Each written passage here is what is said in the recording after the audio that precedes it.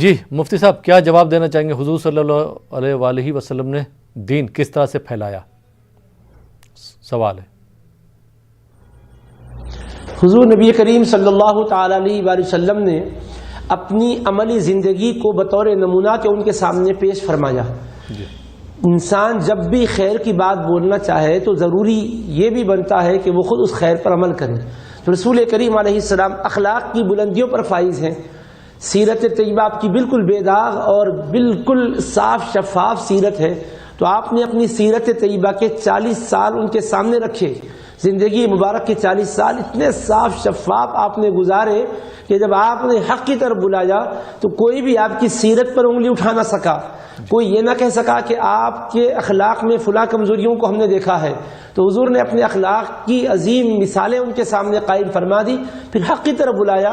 لوگ آہستہ آہستہ مشرب اسلام ہوتے رہے، مخالفتیں تو ہوئی، لیکن اللہ تعالیٰ کا جیسے وعدہ تھا کہ انا کفیناک المستہزئین، بے شک ہم آپ کا استہزاء جو کرتے ہیں، آپ کا تمسخر جو کرتے ہیں، ان کی شرانگیزیوں سے ہم آپ کی حفاظت کرنے والے ہیں۔ تو آج بھی کارٹونز بنائے جا رہے ہیں، لیکن سرکار کی عظمت شان میں کوئی فرق نہیں آتا۔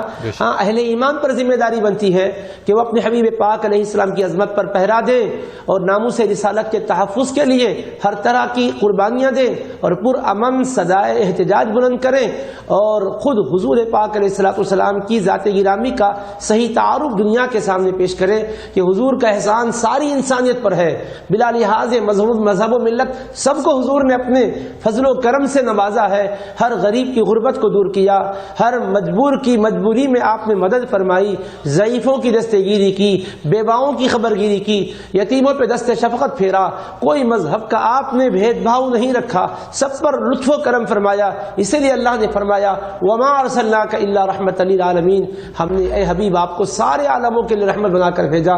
تو ہم اخلاق کا نمونہ بنیں، سرکار کی سیرت طیبہ پر خود عمل کریں، ہم کو دیکھ کر لوگوں کو سمجھ میں آ جائے کہ ان کے معاملات اتنے سچے ہیں، ان کے نبی کتنے سچے ہوں گے، ان کی تعلیمات کتنی پاکیزہ ہوں گی۔ تو عملی نمونہ آج آپ کو ہم کو بننا ہے، اور عملی نمونہ بنیں گے تو ہمارے عمل کو دیکھ کر لوگ دین کی عظمتوں کو سمجھیں گے اور دائرہ اسلام میں داخل ہوں گے۔ جی